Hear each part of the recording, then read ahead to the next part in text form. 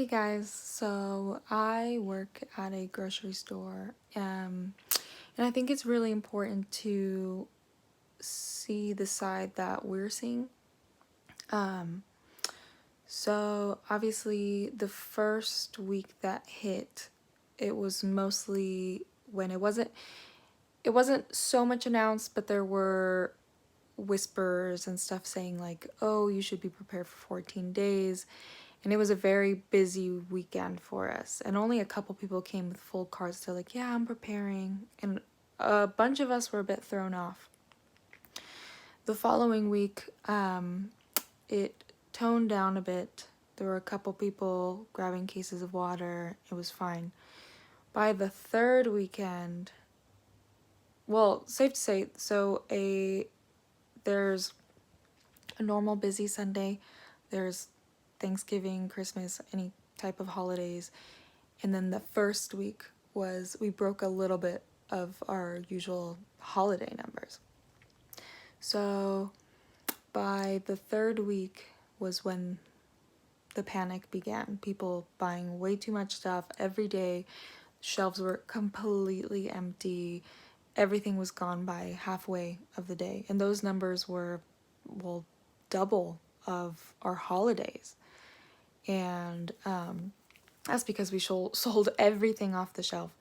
And that for us, most of us weren't like scared or anything of the virus. We were obviously being compassionate and understanding where people were coming from, but at that point the panic hadn't hit in at all.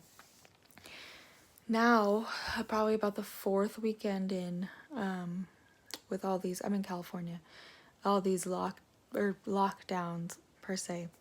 I mean, we're on the front lines. It sounds weird, and people have said that to us, and they say thank you for your service, and it's really weird hearing that because you've only heard that specifically for, military and stuff like that, and health professionals. Like, they've done so much, they're doing so much, and what we're seeing is wild, and unfortunately it's unfortunate and fortunate where we do have limits on how many groceries you can get of what specifically, like 1 gallon of milk, 1 carton of eggs, stuff like that. It's hard. It sucks because in the morning, all those people lining up before we open, it's hard, especially like seniors being like, oh, sorry, like we're asking people to limit to this much. So you're physically taking groceries away from them, and that has hurt a lot of us, actually, like emotionally. I think all of us are gonna need therapy after this when we get through it. But it's really rough emotionally. A lot of people are being really gracious and being like, thank you for doing that, because in a positive way, it's letting people who can't come first thing in the morning or anything be able to get groceries later in the day. Like, we actually do have stuff, because if we weren't limiting, this stuff would be gone the first hour or two, and here we're going to our last hour and we still have stuff on the shelf, and people can still get eggs, and maybe they're still working and they can't come till like, I don't know, 6 p.m. and they can still get milk, eggs, and necessities. And right now there is no shortage of food. But yeah, so it's just been rough, because as much as people have been super grateful and cannot thank those customers enough, my goodness, it's the only thing kind of saving us from complete mental breakdown. There are people who snap, and we understand where you're coming from. But when I hear something like, I have a family, we all do. And I'm not belittling anybody for that, but everybody has to be understanding. We're all in the same boat. We're all panicking. There are certain exceptions where you're like, I'm buying for my parents, like they're seniors, like they can't leave, or I'm a caretaker, they can't leave, I have to buy stuff for myself and them. There are normal exceptions like that, but it doesn't make sense when people are lying. And you can tell, like, it's not us assuming, but you could tell, because it ruins it for everybody. And everybody has to be really understanding of where everybody's coming from. Maybe they know somebody, maybe they're personally affected, and it's absolutely terrifying being exposed to all this for like 8 hours a day. And it's just, we're all kind of breaking down emotionally, like in the back, you know. I have a day off today, and that's all I can think about is just, I was having dreams. I don't even know if I fell asleep. Maybe I was just thinking about it, but my mind was racing of 1 of this, 2 of this, 4 of this, like limit all these numbers. It's exhausting. And it's just terrifying, worrying about my health. I don't get to see my parents. Like, luckily, I moved out this past month, so in a way, it sucks that I don't get to see them, but I would kill myself worrying that I was bringing back something from just going to work.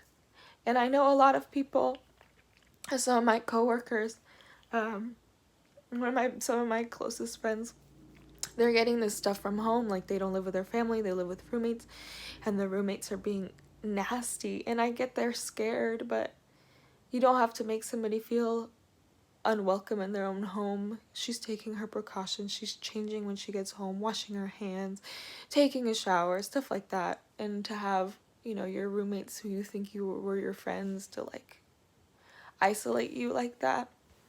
And there's a difference between being careful and just being nasty. I think we all just have to be really understanding and obviously careful. There are a lot of departments that are not going to shut down so far. Grocery stores, health departments, fire departments, police departments. I guess there's auto parts and stores like that are still open. And a lot of us are exposed, you know, every day. And like yesterday, I had a heartbreaking customer come in. She was a nurse. She was in her scrubs. She had a mask, everything, gloves. And, you know, she was really nice, understanding. And for a moment, she got quiet. And when I was almost done bagging her groceries, I asked, like, and how are you doing with all of this? And she looks up, because she was looking down in her mask. She looks up and her eyes are red and crying. And that was really rough to see. And she goes, it's rough. Like, I keep saying that, but that's like a lot of what you could describe. And she's like, I'm trying to get out. Like, who knows if it's what she's seen that's like horrible, what she's seen physically, or if she's feeling it any sort of way like us, where the emotional aspect of it is a little bit much and we are struggling. You know, we're all struggling. We're all in the same boat. That's why we have to be understanding. You know, we're all struggling together, and, you know, it's going to pass, but it's probably going to be a while. So we ask everybody to be understanding. And, you know, I saw people with a giant cart of stuff, like following all of our limits. Like, you just gotta get creative.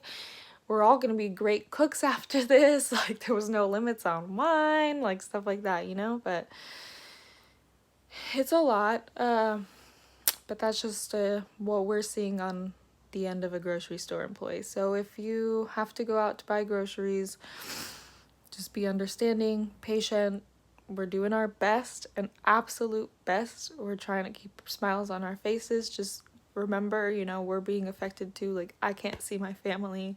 I'm happy and blessed to still have a job to go to and get paid and don't feel that financial uncertainty that a lot of people are feeling right now.